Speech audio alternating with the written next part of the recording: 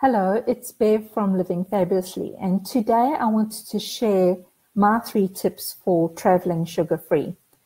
And along with the best of us, I know that when I travel, if I don't plan for things, then I can get taken away and off track of the very thing that I want for my health.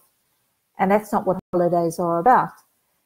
Sometimes we feel that we need to relax the rules that we have at home, but that doesn't mean throwing the baby out with the bathwater. So my 3 tips are to eat simply, to have food ready to go, and to keep moving. So the first one about having simple and fresh produce is easy to do when you travel in most places. I don't think there's been a place that I've traveled to that it's been a hardship.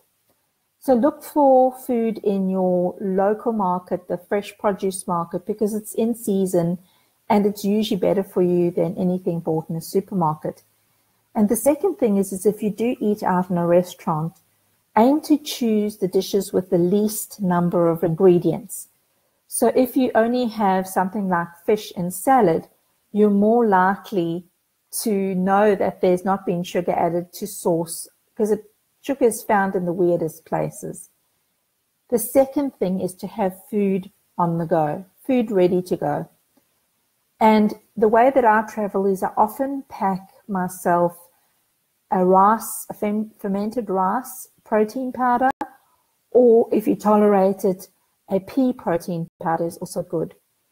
And what I do is make sure that I've got enough supply to when I get to a destination where there's at least going to be a health shop and I'm likely to be able to top it up.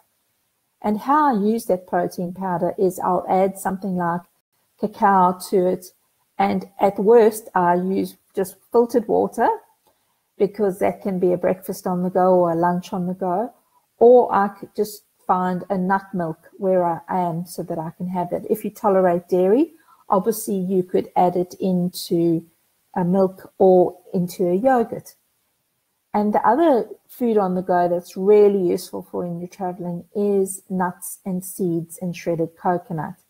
And what that does is just allow you not to be ravenously hungry while you're out and about for the day. So when I travel, I mainly have 2 bigger meals and a small snack during the day rather than 3 big meals. I just find that's more economical and it works with my travel.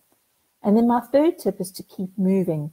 Because yes, in Italy, you're going to be looking at that gelato, and I fell in love with the sorbet, and I don't normally eat that much fruit. So obviously I had to compensate for that sugar that I was eating and enjoying and just savoring, from time to time. The other thing obviously is if you go to a place where the carb is a main sort of source of food, so where the bread rolls, the baguettes, and those type of things are a big thing, you'd want to be avoiding those. And if you do partake in those things, just be sure to do more walking. Make sure that you think of even things like cycling. You could hire a bike in many places, especially in Europe. It's very common to be able to hire a bike from one place and drop it off in another place.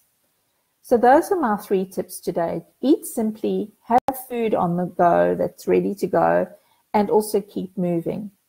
And I'd love you to join my online class, which is Live the Sweet Life Sugar-Free. And we're going to be talking about lots of different ways and ideas and getting your mindset right about this. And so I'd love you to join me. And until then, let's live the fab life together. Bye for now.